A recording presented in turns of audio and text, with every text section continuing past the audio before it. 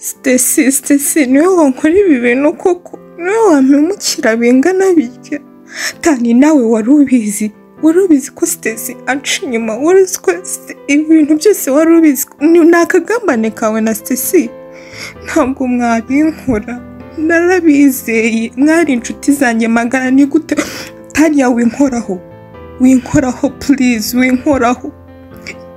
Dani nawe ntabwo mwabinkora. Urakaza neza ku Nkuru Media, niba utarakora subscribe ukakuyikora. Uyu munsi rero tugarukanye n'inkuru yacu yitwa Iyo Mbimenya. Mbese wari wizera inshuti yawe magara, ariko ugasanga ya nshuti wizeye ugahereza icyubahiro n'icyizere cyawe cyose niyigutengushye. Tutabatindiye, reka dutangirane n'inkuru yacu y'uyu munsi. Dutangira ni abakobwa babiri bicaye mu cyumba, ubona ko bagwije urugwiro bari kuganira.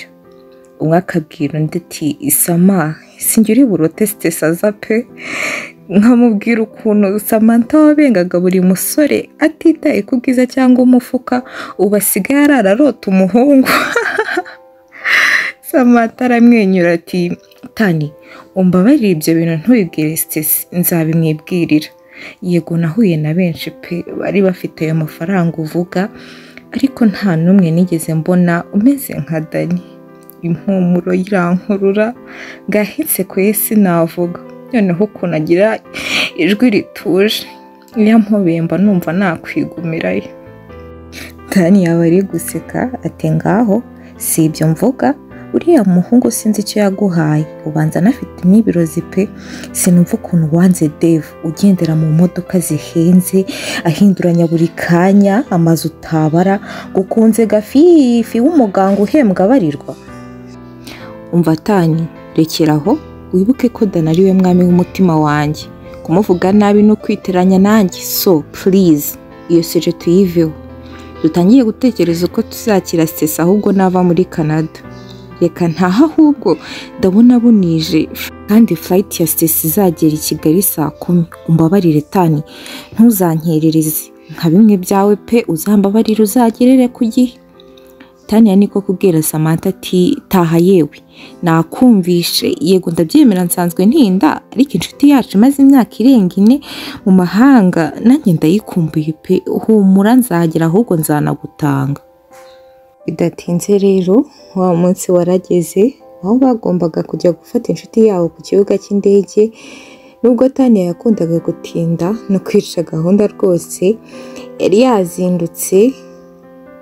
Baba bari rero aho bategerereza baza bavuye mu ndege, bahagaze ubona ko bishimye, ubona ko atari bo bari burote inshuti yabo ihingutse. Cyane ko n'ubundi saa 10 aribwo indege yagombaga kuba ihageze. Amasaha rero yari yageze, aho abinjira rero binjirira muri sale bategererezamo abavuye mu ndege. Nibwo hatungukaga umukobwa mwiza wirabura uringaniye, wambaye agapira kaga crop top kagaragaza inda, ipantaro y'umukara, inkweto zifunze, yewe na fime z'umukara, afite umusatsi w'amarende. Ubona ko ari umukobwa mwiza ukeye, abantu bari kumurira nyine bari kumurangarira, abanyuraho bagenda ubona batabishaka, nyine amaso atamuvaho. Ni umukobwa rero ari gukebaguza, ubona ko hari abari gushaka, ameze nk'ari gushaka baje kumufata. Nibwo ku rundi ruhande ba Samantha na Tanya nabo bari bahagaze bategereje, bafite pancarte cyangwa igipapuro cyanditseho welcome back Stacy, cyangwa urakaza neza Stacy. Ubwo rero nibwo ba Samantha na Tanya bahindukiraga, aribwo bakubitanye amaso, ubona ko bari bategereje bamubonye, bahita basakuza ati Stacy, bose bavugira icyarimwe. Na Stacy yindukiye ahita abona ko baramutegereje, niko kwiruka bamusanga, bose bahurira hagati barahoberana. Ubona ko urukumbuzi rwari rwinshi ku mpande zombi. Umusumeze ute, warananutse se, wisigaga ibiki ko mbona wakeye, ego komana. Ati reka dutahe, reka tugufashe ibi bikapu, tugufashe n'aya mavarizi, twihute dutahe, utubwire ukuntu byagenze.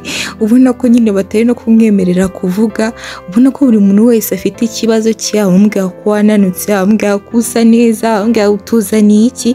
Ubona ko nyine bishimiye guhura n'inshuti yabo. nuko rero bari gusohoka ku kibuga cy'indege nibwo Stacy yahise ababwira ati uziko nibagiwe no kubabwira ngo munshakire taxi voiture turi bugenderemo ubu ngubu turatega moto turatega bisi turabigenza gute cyangwa taxi voiture aha hafi ziraboneka. Nuko rero nibwo Tani yahitaga aseka cyane aramubwira ati mukobwa wanjye ushobora kuheruka ibintu kera ubu ngubu mu nshuti zacu hiyongeremo undi mukire Samantha ejo bundi yaguze imodoka y'igikoko niwe uri budutware muri iyi minsi asigaye ari umujejeta faranga. Samantha ari guseka ati kandi Tani yishyushye inkuru imodoka y'igikoko ni iyihe ati rata n'udufaranga dukeya nabonye ndavuga nti reka ncike kwirirwa ntega moto za buri munsi nyine mpfa kuyigura ariko nta birenze byayo naho ntiwumva ibya Tania urabizi no mukabya nkuri ibintu byose arabitubura.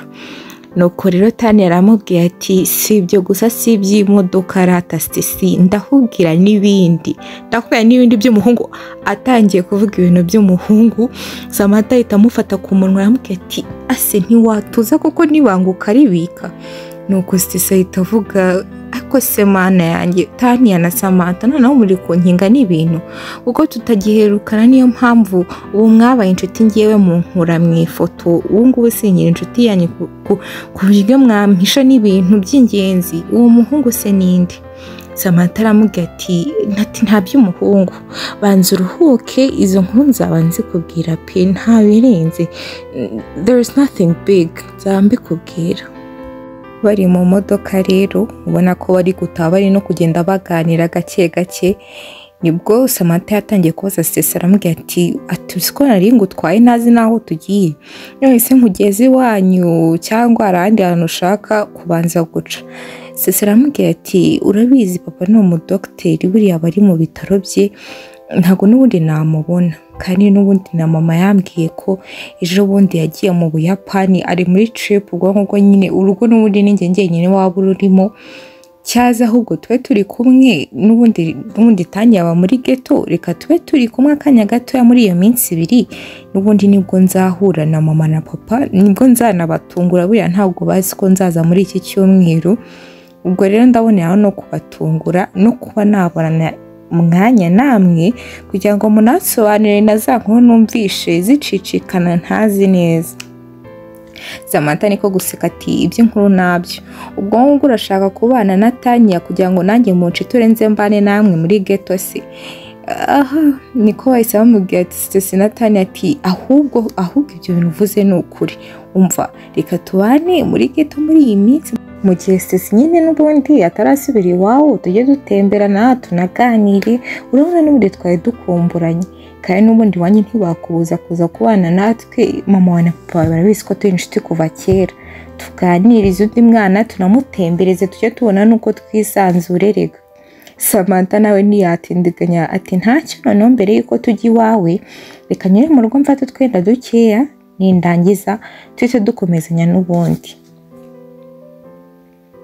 Yewe bidatinze Samantha yageze iwabo basanga hari umukozi witwa Fred niko kumusuhuza ati Fred ati se papa na mama bari bataha ati reka boss ati ntabwo baraza ati se ntuzi ko mama wawe yagiye Rusizi ati uyu munsi rero ntawe uhari ati yenda papa wawe niwe ushobora kuza isaha n'isaha.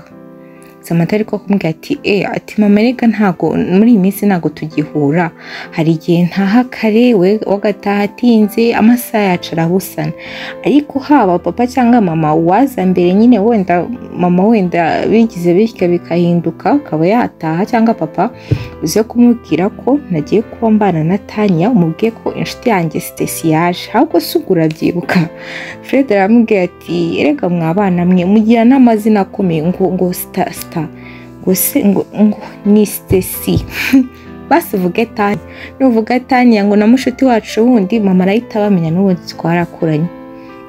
Mbwiye ko rero mushuti wacu wavuye hanze yaje ariyo mpamvu tugiye kuba tubana na Tanya mu minsi mike. Tanya wese sumuzi ntasanzwe azangaha sinumvisha umuhamagara.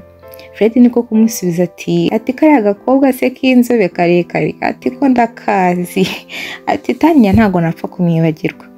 Nuko Samantha aramubwira ati reka noneho niyinjire mu nzu ho gato mfate imyenda mikeya n'utuntu tw'ingenzi ndi bube nkoresha muri iyi minsi 2 cyangwa 3 uretse ko n'ubundi ndaza kubahamagara mbabwire ariko nshaka kubyibagirwa Fred umbabarire uze kubanyibukiriza no kuruba bimbwirire. Nuko rero Samantha yinjira mu nzu vuba fata utwenda duke kuko n'ubundi atapangaga gutinda kubana na Tanya na Stacy ari ukuba babana gake mu gihe nyine yagombaga kuba ari kumwe n'inshuti ze.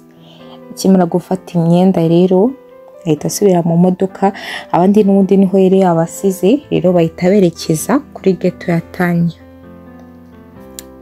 Bidatinze rero baba bageze kwa Tanya, ubona ko bisanzuye basa nkaho n'ubundi bari bamenyeranye, bari kuganira, ariko urushaho kurya udushyi n'iki kumbuye mu Rwanda, tugutumirize cyangwa duteke. Stacy aramubwira ati ubundi rero urabizi guteka si ibintu byanjye, reka dutumize cyangwa n'ubundi Samantha wacu turabizi azi guteka nadutekere. Samantha rero n'ubundi ubona batanye na Stacy babizi neza ko ari we uzanzwe batekera. Samantha ntajijinganya akababwira ati rero njye ninjya guteka ndateka ibintu byihuse, ubwo rero nyine reka tugura amakaroni duteka utuntu dukeya, n'ubundi ngiye ndi kumva ntashaka no kurya, dufate utuntu tworoshye.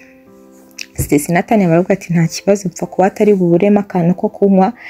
Yewe bidatinze Samantha atangira guteka, n'abandi ubona ko bari gutegura ameza, na Stacy yari gutegura amawine agiye atandukanye yari yabazaniye n'amashokora, nyine murabyumva nk'umuntu uvuye hanze, ubona ko biteguye rwose. Muri ya ghetto ya Tanya hari amabuje ku meza, hari indabo, ubona ko bimeze ahubwo nkaho ari date cyangwa basohokanye, ari za nshuti zacu eshatu. Batangira gufungura rero ari nako baganira, ubona ko Tanya na Samantha bagenda babaza Stacy uko nyine hanze avuye bimeze, bamubwira se nta muntu nyine washimye yo imyaka ine ntabwo ari imyaka mike, ushobora kuba warabonye umuntu ukamushima, ushobora kuba nyine urabyumva wituvugisha menshi, itangira nyine utubwire. Stacy araseka ati sha nta muntu pe, urabizi nyine mpura mu bintu byo kwiga, nahoraga mu bintu byo kwiga, masters yanjye nicyo kintu cya mbere muri iyi si mu myaka yanjye mfite, nabonye naravunikiye pe, imyaka ine nayishoye mu bintu byo kwiga, ubyumve ko ntanarebaga ku ruhande, nabo ngabo nyine muri kumbwira bageragezaga, ntacyo byabaga bimbwiye pe, nikomerezaga. Ubwo nyine ubona ko byabacanze nyine akatisha bari gucana amasirati buriya aratobeshye. Nibwo Stacy rero isabaza ati ngaho Samantha igihe kirageze ngaho nyibwirira ibyo hanze ko Tanya yambwira. Tanya na Samantha bararebana, Tanya aravuga ati mbivuge cyangwa urabyivugira. Samantha ati ntacyo reka mbivuge. Samantha niko kuvuga ati se buriya ndahera. Stacy aramubwira ati ako wikigira umwana, uribaza ngo urahera himperera ku ntangiriro, byagenze bite, byatangiye gute, ibyo ni ibiki, ubundi se nyine tubwire, ntabwo uri umwana tubwire. Samantha ari guseka ati ntacyo, ati rero urabizi nkunda kurwara umutwe, wa mutwe wanjye nyine wancajije. Nuko Tanya atangira guseka ati wivuga umutwe wagusajije ahubwo uvuga umutwe wagukijije. Samantha aramubwira ati ngaho sereka kunca mu ijambo, ati uko wamugani wa Tanya umutwe wankijije. Ati urabizi nkunda kurwaragura umutwe, kurwaragurika nyine. Ejo bundi rero umutwe wamfashe ndi ku kazi, noneho urabizi wa muhungu dukorana witwa Manzi arambwira ati sawa ubwo Sama, ati ko uruta ku mutwe koko, kubona umutwe ugiye kuzakwica, kwahise nakubwira ibitaro binyegereye, clinique nyine twegeranye mu rugo, hari umuhungu pe indwara yose urwaye sha arebaho, sindumva umuntu wagiye kumureba ngo ataha adakize, nyamara ushatse wazajya kugira ngo umutwe uzakunangure. Nuko rero nanjye numvisha amagambo ya Manzi, ndavuga nise ubundi ko n'ubundi Manzi adatuye kuri, n'ubundi ako ka clinique kabo tujya dusanzwe tukanyura, ko n'ubundi Manzi urareba unyuze uyu muhanda, utari unyuze uyu muhanda wacu uhita utambika, reba uyu muhanda wundi wo mu ikorosi uzamuka, niko kayira noneho bamanzi banyuramo. n'ubundi icyo gihe nari ntaragura imodoka yanjye manzi niyo wajyaga unyuzamo nyine akamaka lift. Ubwo rero arambwira ati n'ubundi iyo clinique n'ubundi bafunga hafi saa 4 saa 5 z'ijoro, n'ubundi nyine twaza kuhanyura mpaya ka lift akugira ngo ahita ntahana noneho tukanyurayo. Ubwo rero n'ubundi natahanye na manzi. Ubwo nyine Tania na Stacy bose bari batuje ariko bati ngaho nyine tubwire ibyo bya manzi we ntago tumukeneye. Samantha ari guseka ati nyine ndi kubabwira uko byatangiye. Ati nuko nyine manzi turataha tunyura nyine kuri iyo clinique yabo. Byasaga nk'abantu bose nyine abanasi bakorayo, abaforomokazi nyine ubwo bakorayo baziranye, abaganga batandukanye, abavura amenyo na clinique gato ariko nyine gasa neza mbaye mbabwiye. Noneho nyine umuganga twagombaga guhura yewe ntibyanatinze kuko twatashye mu masaa 2 n'igice saa 3 haba hari abantu bake ntago hari abantu benshi. Nuko rero nyine ndiyandikisha nk'umuntu ushaka kwivuza umutwe mpita ninjira nyine na manzi twari turi kumwe mpita ninjira numva manzi atangiye kwitamagara ati jama wanjye. Numva nyine umuhungu aramusubiza ati manzi amakuru. Noneho nyine manzi yarandimbe sinarebaga neza. Reka nkubwire manzi akimara kuvaho nyine yarankingirije kwa kunda itavaho neza ndebye neza ponye umuhungu umva nshuti zanjye mumbabarire mumfate ntago niyo mbyibutse mba numva nsubiye inyuma. Uwo muhungu yari mwiza, umve ko yari yambaye itaburiya y'abaganga ariko nkimara kumubona umutwe wanjye wahise ugenda sinzi aho waterebukiye, sinzi aho wagiye pe kuko ubwo rero manzi nyine yatumye twibwirana turasuhuzanya. Ariko wumve ko kuva nakwicara ngo ndikubwira muganga ngo ibyo ndwaye cyangwa iki sinibukaga ngo ndwaye ibiki, numvaga n'ubundi umutwe wakize. Ariko n'ubundi Stacy na Tania bari guseka Samantha ati se umutwe wawe byagenze bite? Kandi ndi kubibabwira umutwe wanjye wayisukira nyine nubwo yarambaze ubabara gute umutwe ugufata igihe cy'inyine mbwira mbashe kugufasha. Ati nta kintu na kimwe numvaga. Cyaze manzi niwe wankumaga akabimvugira akavuga ati uyu mukobwa iyo turi mu kazi rero ati n'umutwe w'umutangira mu gitondo ushobora kwiriza umunsi wose arwaye. Ubwo nyine byarangiye manzi ari wumvugiye indwara zanjye ngiye nabuze icyo mvuga ndi kwirebera ibyiza nyine bitatse uwo muntu. Nyine ubwo ngubwo Stacy na Tania bari basetse wenda kwikubita hasi. Nibwo bwa mbere mu myaka irenga 9 bari bamaranye baziranye bariganye za secondaire yewe bagakomezanya kugeza n'izo saha. Nibwo bari babonye umushuti wabo Samantha nyine afite umuntu abirimo, umuntu wigaruriye umutima we. Samantha ariko ari kubabwira ati sha mumbabarire mwiseka. Noneho Stacy abwira Tania ati ngaho se mbwira ati wenda amaso akunda areba nabi ariko wowe nyine uri mushuti wacu tubwire mu maso yawe Tania. Umuhungu ameze ati Tania niko kumubwira ati ntabwo uzi rero uriya muhungu ngewe nubwo Samantha mukunda I can't object it ariko n'ubundi ngiye simwiyumvamo pe. Yego ni mwiza n'izo nseko nziza avuga nge ntazo mbona ariko reka nkubwire ikintu nyine mbona atuje agira ikinyabupfura. Rimwe na rimwe nabonaga aza kumutwara mu gitondo akamutana utuntu tw'utudete twa hato na hato. Mbona nyine Samantha asigaye yisetsa ariko pe simukunda. Sesambwe si umwe arambwira ngaramukunda undi arambwira ati simukunda. Ndamenya mpitamo ibyandi. None se Tania uwo muhungu yakugenje ati kandi kukubwira si ukumwanga ahubwo nuko iyo nshyize ku kigereranyo cy'abandi bahungu baje bashaka Samantha. Ndakubwiza ukuri ko ahangaha hahuraga umuhungu witwa Dave ufite amafaranga, ufite kampani, ufite imodoka. Ndakubwiza ukuri Stacy imodoka yazagamo kwa mbere siyo yazagamo kwa kabiri siyo yazagamo kwa gatatu yewe no kwa gatatu nimugoroba yabaga yahinduye.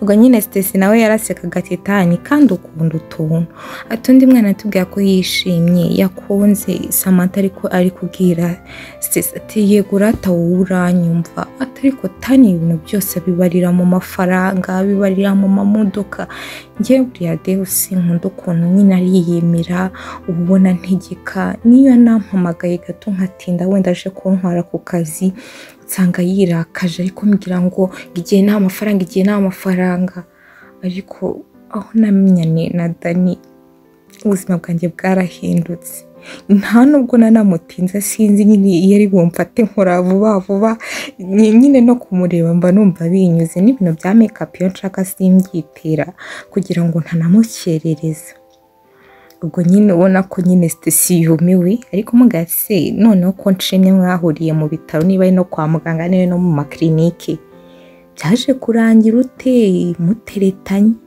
byaje kurangira ute ibyari abaganga n'abarwayi bibayemo iby'abakope n'abakopini Samantha niko kumubwira ati ese ubundi muba mwankundiye njya kuvuga ijambo rimwe nkumva n'ubundi mwese mubizamo ubwo ngo n'ubundi nshatse nabireka Stacy aramubwira ati gabanya amatiku utubwire Samantha ati nyine atubundi ntabwo nizereraga mu rukundo nyine mugifuza amaso nyine ngo wumve wiyumvishijemo umuntu ubwo nyine naratashye nawe nafashe nyine imiti n'ubundi ariko n'ubundi natashye mfite gahunda ko n'ubundi nzajya nkorayo mvuga ko nje kwivuza umutwe wanjye wanze gukira ariko kubera Imana basheri ndakubwiza ukuri haciyemo umunsi umwe ibiri mvuga nti nyuma y'iminsi nk'ine cyangwa 5 nzasubirayo mvuga ko imiti igeze kure kandi nta kiri kumfasha ariko tukimara kuva hashize iminsi 2 numva Manzi arambwiye ko hari umuhungu w'inshuti ye nyine ngo wamusabye nimero zanjye ngo azimuhe numva Manzi nta muntu w'inshuti ye nyine tuziranye ndamase umuhungu wagusabye nimero ameze ati Manzi niko kumbwira ati yewe wa umuhungu ndi kukubwira uramuzi ambwira ati umuhungu nzi Manzi arambwira ati ni wa muganga w'inshuti yanjye nakubwiye nyine wa undi nakujyanye muri clinique duturanye umva ndababwira ngo nkimara kubyumva no kwandika text message no kwandika message ngira Manzi ati zohereze umva byarananiye mitamamagara Manzi ndamubwira ati izimuhereze wihuse Manzi nyine yaberwa ibibaye ariko byayemeze nkaho Imana yabigiyemo pe ubwo rero telefone sinigeze nyirekura umunsi wose niriwe ntegereje ngo umuhungu azampamagara umunsi wose rashira shata mpamagaye ubona ko Stacy na Tani ameze nk'abari kuri ya filime ati nyine komeza utubwire Samantha arambwira ati nyine ubwo ngubwo ndaravuze ati buriya nuko ari umuganga ashobora kuba atatinze wenda akaba atanabonye n'umwanya wo kumpamagara nuko rero undi munsi ndategereza hagize nko mu masaa 7 mbona umuhungu arahamagaye numva ijwi ariko ndavuga nti niterera hejuru arahita amenya ko nyine twabyumvikanyeho cyangwa nishimiye kumwumva reka niturize numve nyine nuko ari rero nyine arampamagara ati ni Samantha tuvugana ndamubwira ati cyane niwe arambwira ati nitwa Dani ese mwamunyibuka nuko nyine ntangira kwibaraguza ngo Dani wohe Dani arambwira ati Dani wa muganga ushaka kuba utanyibuka yego ariko unyihanganiye ko ngo wahamagaye muri pause range nibwo nari mbonye umwanya noneho unyihanganiye mfite akanya gatoya wambabarira wenda mu masaha nimugoroba nimba waboneka tugahura ati nkimara kumva ayo magambo ngo tugahura nahise mbwira ati yego ataranasoza nuko nyine arambwira ati nawe masaha gukunda ndamubwira ati ariyo yose ati nshaka kumbwira aka kanya duhure nuko rero nyine Dani ahita aseka arambwira ngo ntacyo uyu munsi ndataha kare turi muri weekend reka duhure saa 1 ubwo nyine uwo munsi nariteguye hari hashize iminsi nguze yakanzu yagiye umutuku najya mpfa kwambara Tani arayizi Stacy Tani arayizi ubwo nyine niyo nakubisemo duhayihuza murabizi ubusanzwe sinkunda inkweto zo hejuru pe ariko uwo munsi naravuze ati nimba Imana yabigiyemo akaba mpamagaye sha nzamwizirikaho nuko rero saa moya ziragera umuhungu aranyandikira ati se duhurire hehe, ndamubwira ati waza ukamfata ndi mu rugo yewe mbere imfura. ubwo nyine namusendingiye location mbona ya masaha neza saa moya mu Kadomo mu Byumve. umuhungu yari aparitse kuri gate iwacu. ubwo nyine rero ndasohoka shano mu gentleman ava mu modoka ye aza kumfungurira urugi arambwira ati nguha amazi yo kunywa se kariyo mfite.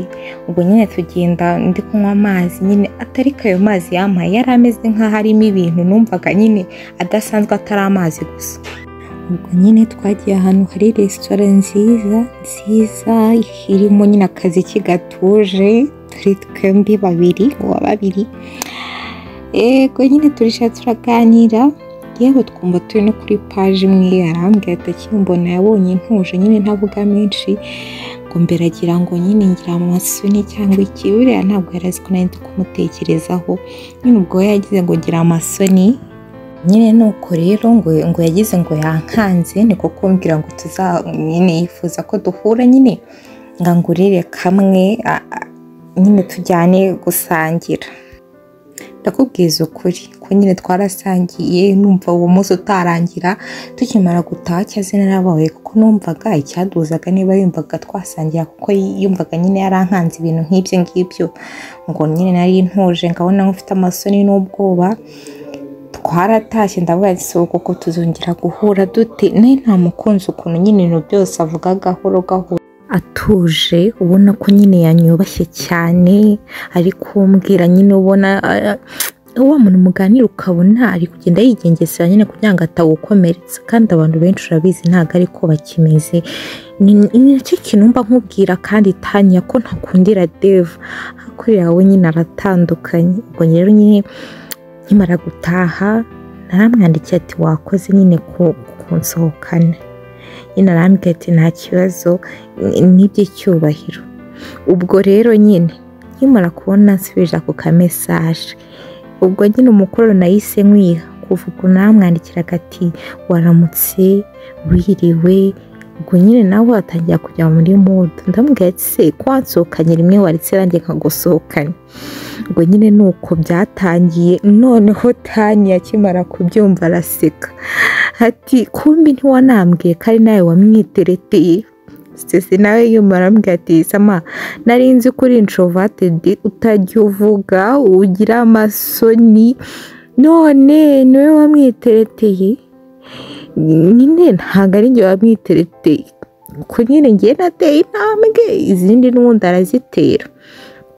sinanagiye kubabeshya n'ubundi namubwira ati shape kuva twahura narakwikundiye nakunze imico yawe nkunda ukuntu ufata abantu utazi ubaha abantu bose. ubwo rero reka duhane igihe cyo kwigana niba ntacyo bigutwaye. umuhungu ntiyangoye nyine yahise ambwira ati nta kibazo ateko nimba wifuza kumenya cyangwa ngo tumenyane hari ikintu ugomba kwihanganira ko nta mwanya uhagije ngira nyine urabizi akazi dukora gasabwa ubwitange hari igihe nkora n'amasaha menshi muri weekend. umva nahise amubwira ati yaba ayo masaha ntacyo tuzajya dukora date mu bitaro. aratseka cyane ariko ubu ngubu nyine turi hano we are here right now tumaranye amezi ane. ubwo nyine Stacey yumiwe na Tanya bari guseka bumiwe. Stacey aramubwira ati ntacyo niba waramukunze nta kibazo nshuti yanjye niba waramwitereteye irizwa ririza ngaho nyine mu gihe turi ahangaha twese shaka umunsi nyine uzamutumire nizere ko atagira amasoni humura ngo turi abakobwa ntabwo tujyana uzamubwira azi. Samantha ati sha bizagorana ariko nzamubwira n'ubundi yarambwiye ngo ku cyumweru ntazakora azaza dusure n'ubundi abone mushiti wanjye n'ubundi yarakuzeho byinshi atarakubona murabizi ndavuga ariko buriya ari naho umwanya wenda mwanahura disi we uzi ko ari byo ku cyumweru uwo munsi babivuga rero hari no kwa gatanu bidatinze yewe no ku cyumweru byarageze uwo munsi uragera bari bahamagaye Dani ngo aze basangire nk'inshuti kugira ngo Samantha nyine yamwereke inshuti ye nshyashya n'undi yavuye mu mahanga yari yamubwiyeho byinshi. Bidatinze rero babakobwa muri geto ya Tanya baratunganya bategura amafunguro agiye atandukanye nyine nk'abantu biteguye nk'aho bari bameze nk'aho ari abavandimwe biteguye nk'umuko ugiye kwinjira mu shyashya nyine kugira ngo nyine bakirishe inshuti yabo. Hari mu kagoroba rero nko mu masaa 2:30 nibwo Dani nyine yahise akomanga yewe Samantha mu gakanzu k'umukara kagira haruguru gato y'amavi yari yamwiteguye arihuta yumvisha umuntu ukomanza ajya kumukingurira. Dani yari ari ku irembo nyine afite indabo nyine z'iroza afite n'icupa rya champagne mu ntoki. Samantha arihuta itamuhobera yihuta n'amabizo menshi ati Dani wahageze, Dani wanjye rwose uzira kugira icyo ngo kundira ni iki. Dani nyine ubona ataramenyera ubusazi bwa Samantha uko Dani ubona ari umuntu utuje uri serieux ariko nanone ubona ko ari umusore wifitiye icyizere. Yari yambaye ishati y'umukara ndetse n'ikoti ry'umukara ubona ko rwose yabigize ibintu biri simple yambaye ibintu bisa nkaho bituje ariko nanone buri mwambaro wose yambara ubona ko ari umusore uberwa pe. Koko bya Samantha ati ariko sheri wagiye ugenda gahoro koko ibaze nk'ubu ngubu urabona mfite icupa kandi urabizi icupa riri fragile ubwo se nk'ubu ngubu koko utumye ndimena bagira ngo naje amara amasa koko.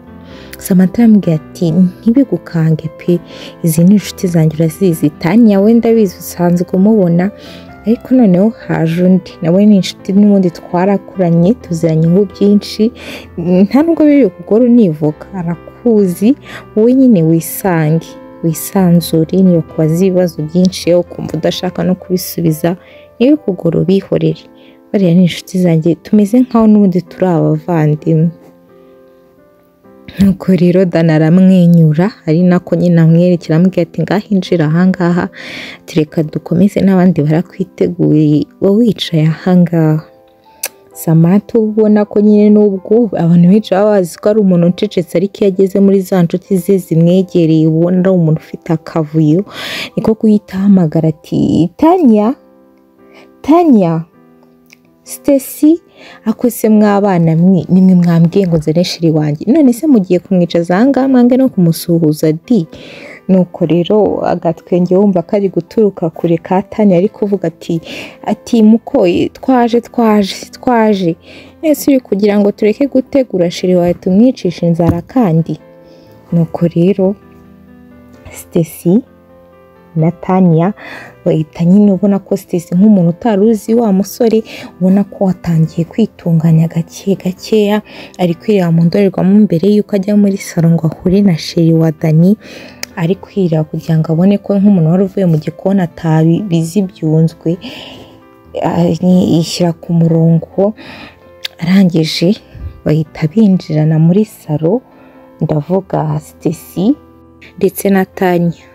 Ubwo rero nyine bakimara kwinjira Stacy byari bimeze nkaho nyine umuntu tutinza ari kureba wa musore ari kumureba yumva ikintu gitikura mu mutima we atazi aho gituye kivuye nyine nibwo Tanya yamukoraga wasa nk'ubyutse nk'ukangutse ahita avuga okay ati mwiriwe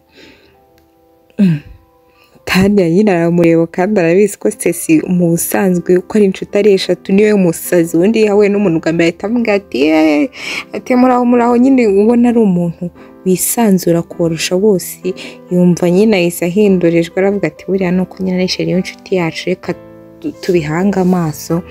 Nuko Stacy aragenda asuhuza Dani ambwira ati ngiye nitwa Stacy. Tanya warambwira ati ngiye ntago ari ngombwa ko dusuhuzanya n'ubundi turaziranye n'ibisanzwe. Dani arambwira ati nta kibazo wowe nsanzwe nkubona rwose. Nuko rero baraganira Samantha arambwira ati rero uyu nguyu Tanya we muraziranye ati uyu nguyu niwe Stacy nakubwiraga rero mushuti wanjye. Abantu benshi bakunda kuvuga ko njye na Stacy dusa Tania niko kuvuga ati ubwo rero ngiye murashaka kunkura mu ifoto se, ati se niba musangiye nsa nandi. Samantha aramubwira ati ariko ntugafuye, ati kuba dusa turasa, wowe uri inzobe twege turi igikara, turi ibikara nyine birumvikana ko tujya gusa, ati kandi buriya bigendana n'abantu, hari igihe abantu kuko bigendana n'abantu akenshi abantu babazi batangiye kuvuga ko munsi ibyo ni ibintu byumvikana. Dani rero ubona ari umuntu utuje utavuga menshi, ari guseka ibintu byose Samantha ari kuvuga, kubera ko yari yicaye mu ntebe imwe na Samantha abandi bicaye mu ntebe iteganye nabo. Dani akazajya anyuranyuramo nyine kubera wabonaga nyine ari atisanzuye cyane, akareba Samantha akamubwira ati nta kibazo, bafatanye mu ntoki rwose. Stacy ubona ko afite isoni ari kuzajya yiyiba akareba Dani ho gato, yakongera agasubiza amaso ku ruhande akisetsa bya hato na hato.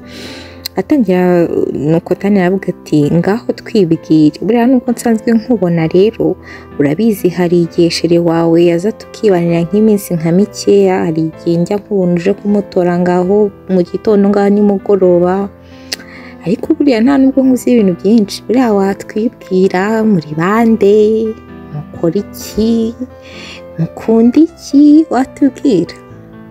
Stacy aramubwira ati si nk'ibyo byose si nanjye buriya ntabwo nkuzi, ngiye nibwo bwa mbere tunahuye.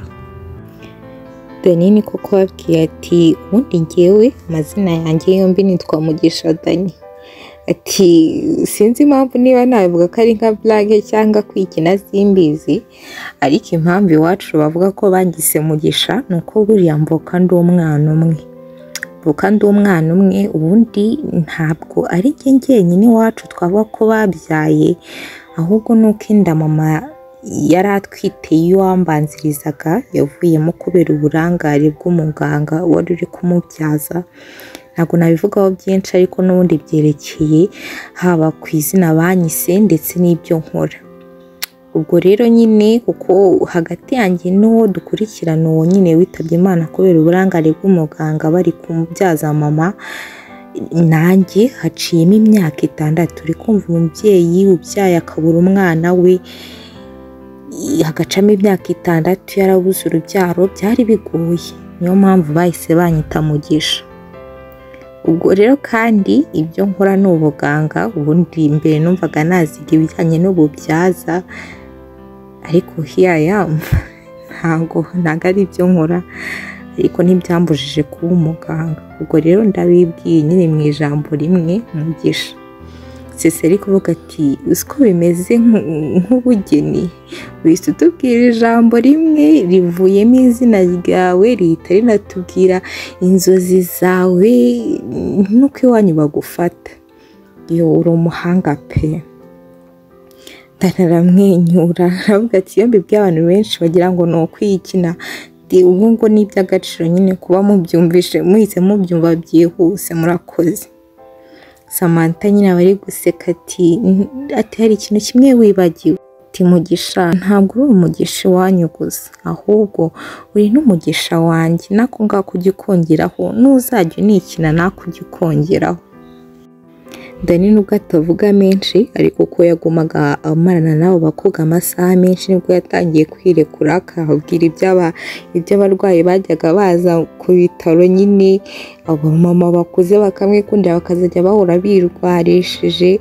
Noneho Tania na Stacy babyumva bakaryana inzara kuko bazi ko na mushuti wabo ariyo plan yari afite na mbere, nyine bagaseka. Urabona ko noneho batangiye kwifungura, kwirekura, kumenyana byuzuye byeruye, nyine ubona ko nyine atari Samantha uri kuyobora ibiganiro, ahubwo uri kubona ko nyine Dani yamenyeranye haba na Tania ndetse na Stacy. Amasaha rero ntiyabakundiye, igihe cyarihuse, yewe amasaha Dani arebye kuri saha na 5 zirenda kugera, aravuga ati munyihanganire pe turi ku cyumweru, kandi akenshi na kenshi ku wa mbere dutangira kare, ngomba kujya kuri clinique byibuza saa 12:30 natinda saa 1. Ubwo rero kandi ku cyumweru uyu munsi rero nari mbonyeho kuruhuka, muranyihanganira ntahe kare. Ubona ko nyine abo baganiraga bari bishimiye kumarana nawe agahe kanini, bari kumwe ati suko kuko saa 5 nk'ubu ngubu zigize amasaha ki koko. kuki ibi bihe bitadukundi ariko uzagaruka Dani uzagaruke. Ubona ko Natania nubwo yavugaga Dani avuga ngo ntamwiyumvamo nuko atari yakamuhaye umwanya wo kuganira nawe, ubona ko yari yatwawe no kuganira n'umukunzi w'inshuti nyine. Ubwo rero Dani bose baragurutse ngo bamurenze irembo, bamurengeje irembo. Stacey ubona ko akomeza bakurikira Samantha yewe na Dani, niko Tania yahise amugarura mukuru aramubwira ati umureka arikurika. Samantha ageze ku modoka sheri we yaba afite n'utuntu baganira, gusa najya kumuha akabizu nawe uraba uhagaze aho ngaho. Ubona ko Stacey nyine agaruye ubwenge aramubwira ati uzi ko ari byo, ati ntacyo twege reka twisubirire mu nzu. Batangira kwandurura, ubona ko Samantha atinzeho gato. Stacey ariko akibaguzwa mu idirishya ubona ari kwibaza ngo si Samantha ari Tania ariko amubwira ati ariko Samantha uramushakira iki? Samantha si umwana. Icya kabiri ntari wenyine ari kumwe na sheri we. Icya gatatu bari imbere y'irembo, nibasoza ibyo bavuga baragaruka. Ikindi kandi Samantha asanzwe ataha nk'ahangaha nk'inshuro nk'eshatu mu cyumweru. Ahangaha ni nk'aho ari iwabo ha kabiri, ntago yayoba inzira niyaba yasinze pe. Tuza aragaruka, ariko ubona ko Stacey nyine ubona ko nyine hari akantu kari kumubothering, ubona ko ari gutekereza ibintu byinshi. Samantha bidatinze ahita akubita urugi aza yishimye, ubona neza n'ibi mwenge byamwishe, ubona ko nyine yishimye. Baramase ati abandi iyo bavuye guherekeza abasheri babo, twege turi singo, ujungurire nda kuzatwica, wowe ujya guherekeza sheri wawe ukaza wisetsa. Samantha ubona ko adashaka kubivugaho byinshi ahita avuga ati abashuti banjye reka dufungure wine, sheri wanjye yazanye urabizi ko kare tutabonye ko tuyinywa, ubundi nyine twitunganye tubona ko tunaruhuka, ejo ni kwa mbere ni akazi. Stacey arangije aravuga ati isi wowe muzansiga? Aramubwira ati iminsi ibiri se kandi ntirangiye, iwanyu bazaba bagarutse, papa wawe araba yabonetse, ntiwatubwiye ko ari iminsi ibiri se ya weekend?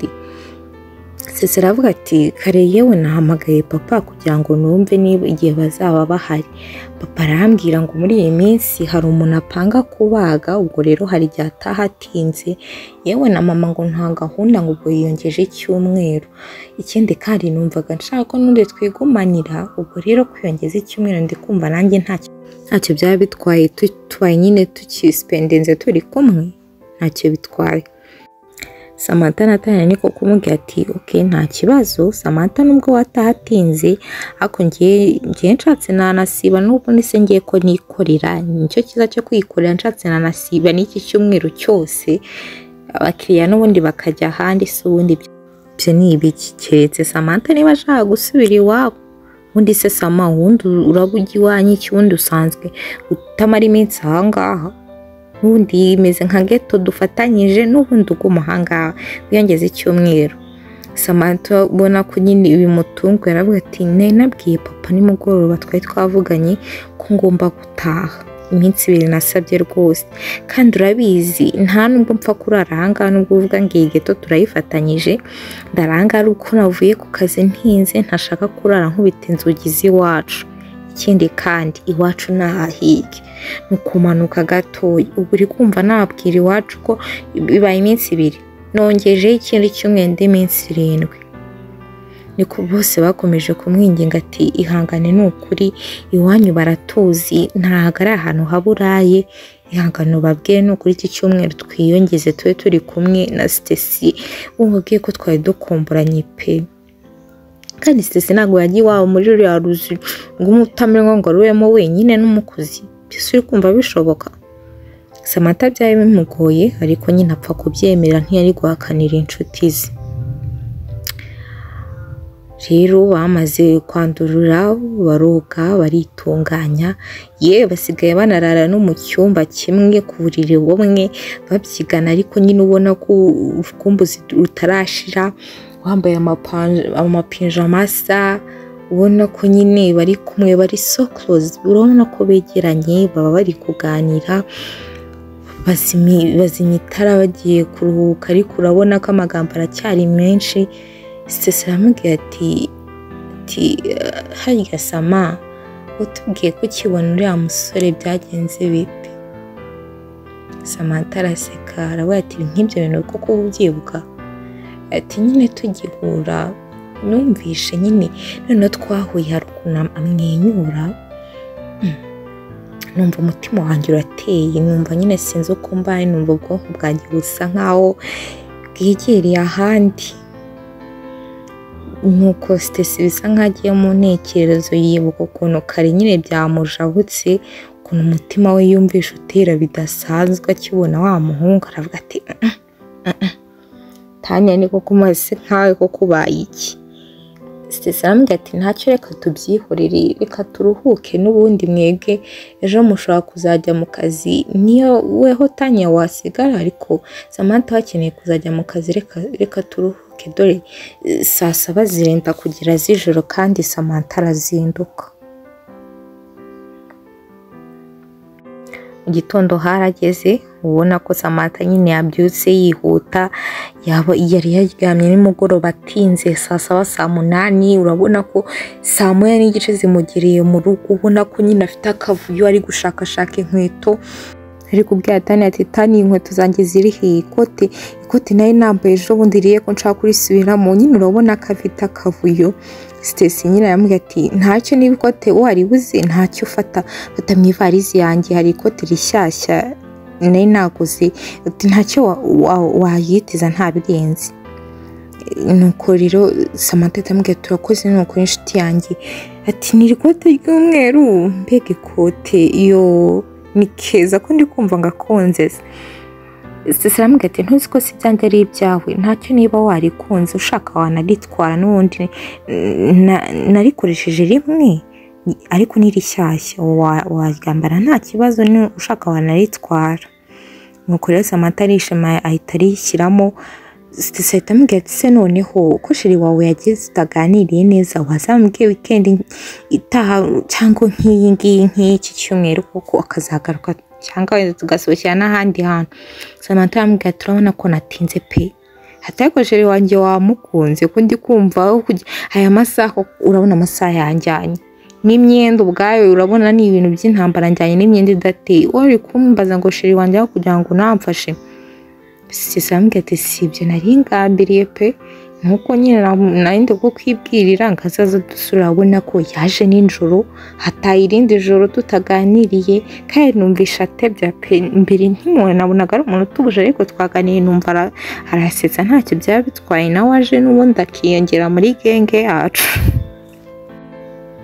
Uko iminsi yagiye ishira rero muri cya cyumweru bari biyongeje, ubona ko buri munsi Stacy nta mahoro afite, nyine ubona ko ahora abaza Samantha Dani. Tanya atangira kubitekerezaho. Nuko umunsi umwe Samantha bari muri dushe ari koga. Samantha ni wa muntu ucecetse uri introverted, ariko urabizi aba introverts iyo bageze mu bwogero bahita barugira konseri, abari koga ari kuririmba indirimbo zitandukanye, yacuranze radio wumva buffrings yose iri gutitira iri gutigita, yashyizemo indirimbo atari kumva.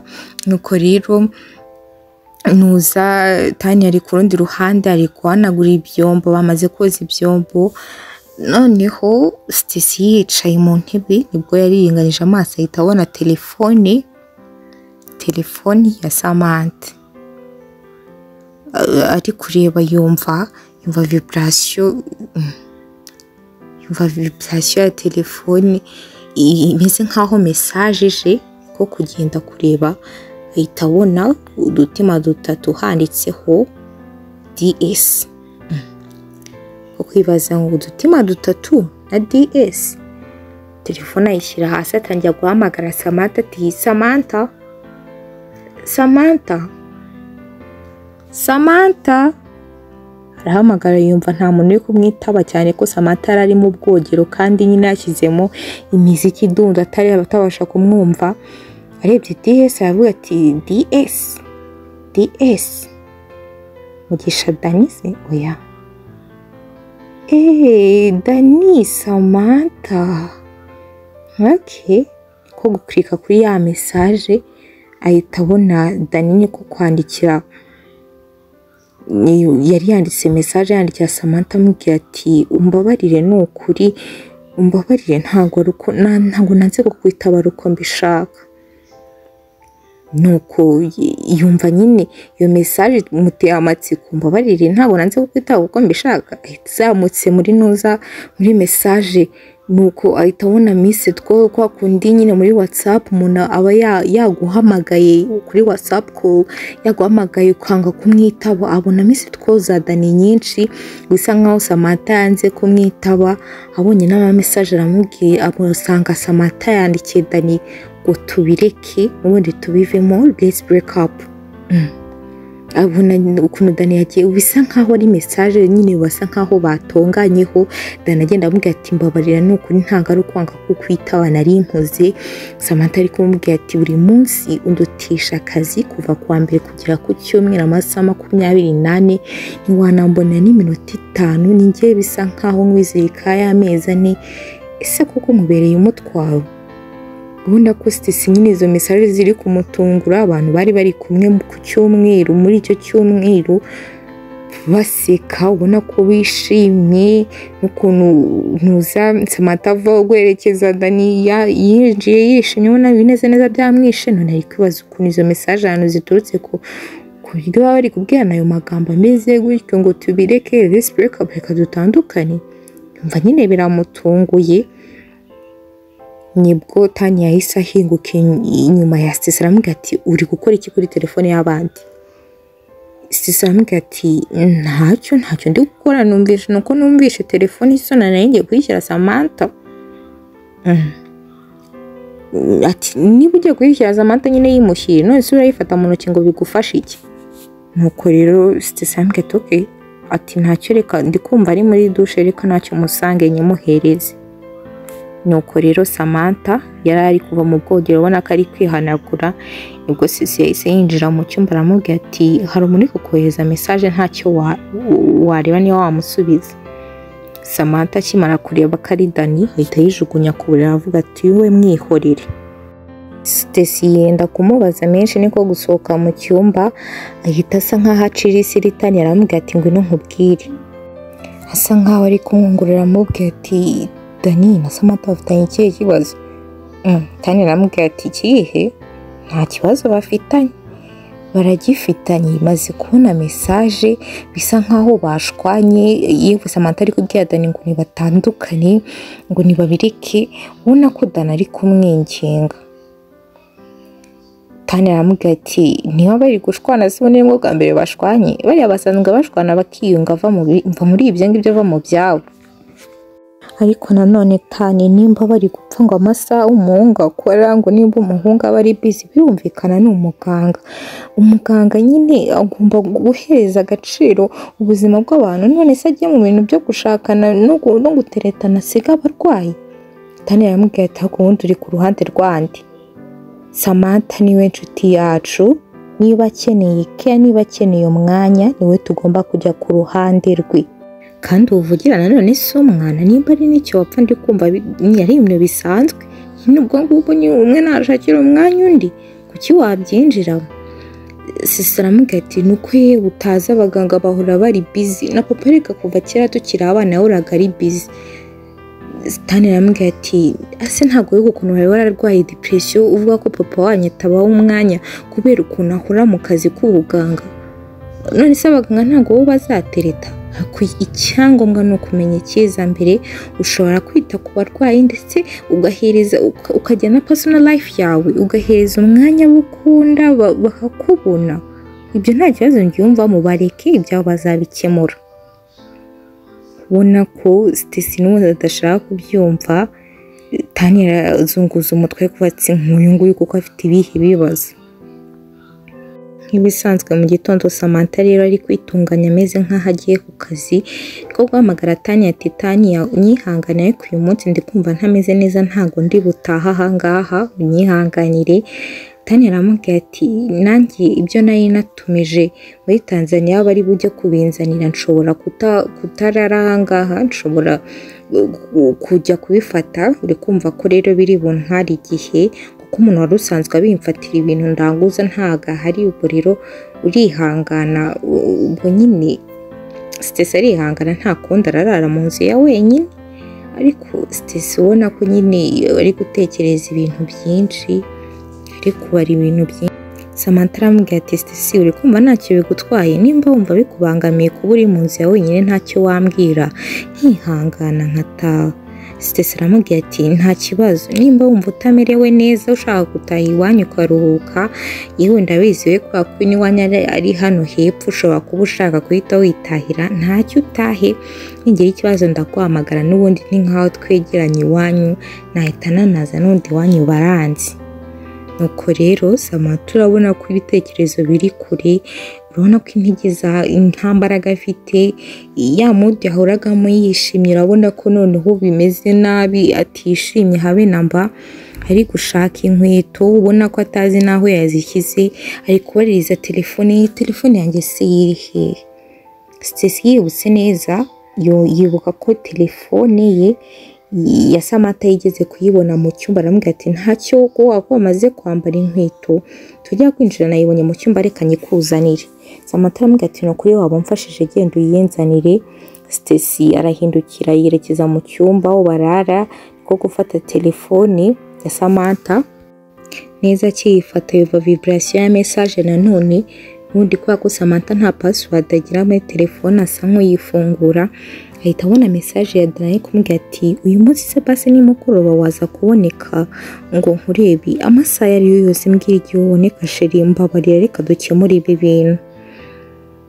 Abonye message umutima yumva atekereje ibintu byinshi, aramubwira ati ntacyo nsange kwa Tanya, usange 2:30 kwa Tanya ndaba ngo utegereje. Akiri aho ngaho ari kwandika ya message, Tanya nibwo yahise akubita urugi ahita arinjira asanga Stacy ari kwandika ibintu kuri telefone, ahita amuca gusa telefone aramubwira ati uri kwandika ibiki kuri telefone y'undi mwana. Arebye neza ahita abona ya message ngo usange 2:30 kwa Tanya. Ni message yanditse nkandi gutu usigaye usubiza telefone ugasubiza ama message kuri telefone y'undi mwana.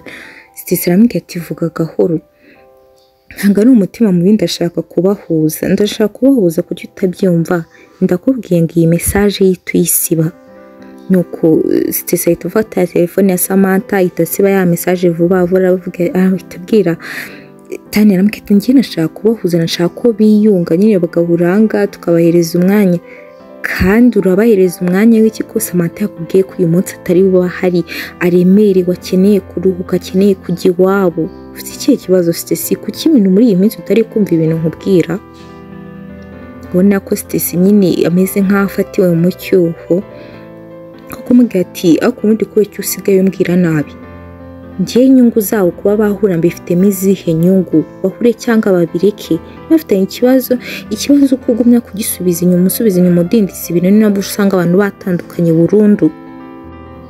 Niba wumva rero kubahuza utabishyigikiye, ubwo rero iby'iyi message nyine wihangane ntubibwire Samantha ko nari nanditse message kugira ngo mbahuze, nimba nyine utabishyigikiye bareke bizabaho byose uzabafasha kubyirengera. Tanya aravuga ati ndabura kubimubwira ko wari wanditse message, ntubimubwire message twayisibye uriya mungu ntago ari bubibone. Okay, nuko ntukivange mu bintu by'abakundana, jya umenya ibyawe, ubundi washatse umusheri wawe ukava mu nkundo z'abandi bantu. Nuko rero Tanya niko gufata ya telefone ahita asohoka ayishyira Samantha. Stacy ariko ahita atekereza ko mu gihe yari ari gusiba message yasibye message kuri telefone nyirizina, ariko message kugenda ko yari yagiye. Bidatinze rero wabajya ku kazi, haba wari ugiye kureba ibyo yari yatumije, ibyo yari yaranguje ari we Tanya, yewe na Samantha yari yahisemo nyine gutaha iwabo 2:30 zarageze nk'uko nyine bari babiteganyije. Stacy ari mu rugo kwa Tanya wenyine, nta wundi muntu bari kumwe kuko Samantha yatashye iwabo, yewe na Tanya yagiye kurangura. Mbese Stacy ari mu rugo wenyine, yateguye amatara ahantu hose kuva ku irembo, urabona ko yateguye indabo, harahumura bidasanzwe, ubona ko n'uburiri yabushaje ashyiraho n'uturabyo tw'umutima, yambaye robe de nuit, ikanzu yo kurarana kagufi mu gatuza gaciye kagaragara, imisatsi yari irende yayimanuye yitera imibavu, ubona ko rwose yiteguye. Bidatinze arebye ku isaha yari iri muri salo abona neza mu kadomo 2:30 yari yanditse muri ya message zirageze. Ari gusuka wine ubona ko yishimye, hari umuntu ategereje muri rwa rugo. Yumvishe neza, yumva soneri ku gipangu irasonye, hari umuntu umeze nkaho agiye kuza nyine mu rugo, umuntu uje kubasura. Ahita avuga ati arahageze. Wakwibaza ngo ninde uhageze, wakwibaza ngo yewe Stacy iyi migambi ye ni nyabaki, kwandikira sheri w'inshuti ye kumubwira amasaha ubundi akigarura. Ibi bintu by'imipangu Stacy arimo mbisagamije iki? Bana natwe ku Nkuru Media, niba utarakora subscribe ihutire kuyikora, tujye tubana umunsi ku wundi. Mwakoze kubana natwe, ni igice cya mbere cy'inkuru yacu. Iyo mbimenya ni ibiki, biraherera hehe? Nimba wakunze iki gice cya mbere, ibuka gukora subscribe, liking, niba wakunze iyi video kandi ushyire muri comment ibyo wumva twazakuvugiraho ubutaha, haba inkuru y'urukundo, haba ibintu runaka, haba inkuru z'amateka n'ibindi byinshi. Igice cya kabiri cy'iyi nkuru iyo mbimenya nacyo kiraje mu kanya, mubane natwe. Ciao naho ubutaha.